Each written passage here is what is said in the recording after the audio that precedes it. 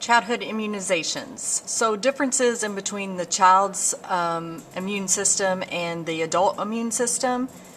IgG is the only immunoglobulin that crosses the placenta. Maternal IgG disappears by 6 to 8 months of age. Then the infants gradually increase their IgG on their own after 6 to 8 months, reaching their adult levels by age 6 to 7. IgM is low at birth, rises a lot within 1 week of age, and continues to increase until 1 year of age.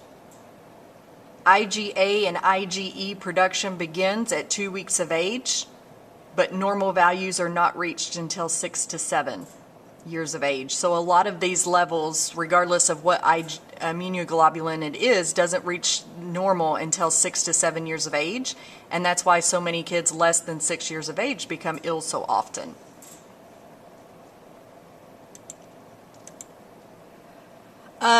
Certain diseases that have been greatly reduced because of vaccinations are your measles, mumps, rubella, polio, whooping cough, diphtheria, smallpox, and you can read there, but we will talk about these different diseases in class. Right now we're just talking about the actual immunization that prevents it. Overall benefits, it keeps children from acquiring the common diseases. If we immunize most of the population, then herd immunity protects the people that actually cannot become immunized, so the unimmunized infants. And it greatly decreases the rates of serious communicable diseases. The updated immunization schedule can always be found on the CDC's website. It is routinely updated. Consider barriers to why some people may not become vaccinated: economic, where they live, working hours, parents not understanding the importance of it, knowing that the vaccine might not fully prevent their child from getting the disease, the fear of the government taking over their status. They may think the disease is not a threat anymore, and they may believe that they can control their child's susceptibility to these diseases. Make sure you're looking at the immunization record to, make opportunities when the child comes into a clinic or in a healthcare setting to make that an opportunity to catch them up on their immunization record.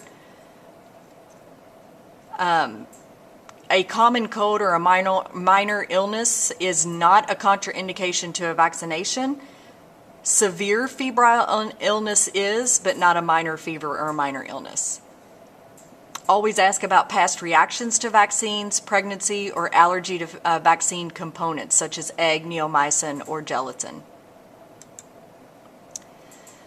As a nurse, I hope that you will advocate for immunization, inform parents of possible side effects, provide written and verbal information, obtain consent or make sure it is obtained and witness that. Always have emergency medications available in case of anaphylaxis, although that is very rare. Support the child that's getting ready to get immunized. Longer needle used to ensure IM and not sub-Q administration. Don't lie. It will hurt. You want to have the child's trust, and they won't trust you if you lie to them. Give injections in multiple extremities if that's needed. Allow the parent to comfort the child. We want to give IM injection in the vastus lateralis or the ventral gluteal muscle in young children. We can give in the deltoid for older children or adolescents. If it's sub-Q, give in the outer aspect of the upper arm. Make sure you're using the appropriate needle length. Again, it reduces swelling and tenderness, and always provide comfort. We have to document. Required elements for immunizations: date, route, and site, the vaccine given, the manufacturer, lot number, and expiration date, your name, title, and address, and evidence of informed consent. Address can be your place of employment. Make sure the parents have an immunization record to keep. Give guidelines for managing mild reactions at home, such as acetaminophen, and make sure they know to report any adverse effects to the reporting system. Common mild side effects: redness, swelling, tenderness, low fever, behavioral changes, vomiting, diarrhea, or anorexia. And I will provide you with a chart that has specific precautions and contraindications to certain vaccines listed. So here's kind of a breakdown. I know your book's confusing as far as when the immunizations are due, so this is what I provide every semester to my students, and I get reports back that it helps them tremendously if they get an NCLEX question. So at birth, we offer hepatitis B. Now, hepatitis B is not included in my mnemonics that I provide you, so you have to know it's given at birth, 2 months, and 6 months of age. Some of these are ranges, so they're given in ranges, but if you memorize this, you should be able to answer 99% of your immunization questions correct as far as when they're due. You can come up with your own mnemonic if that works.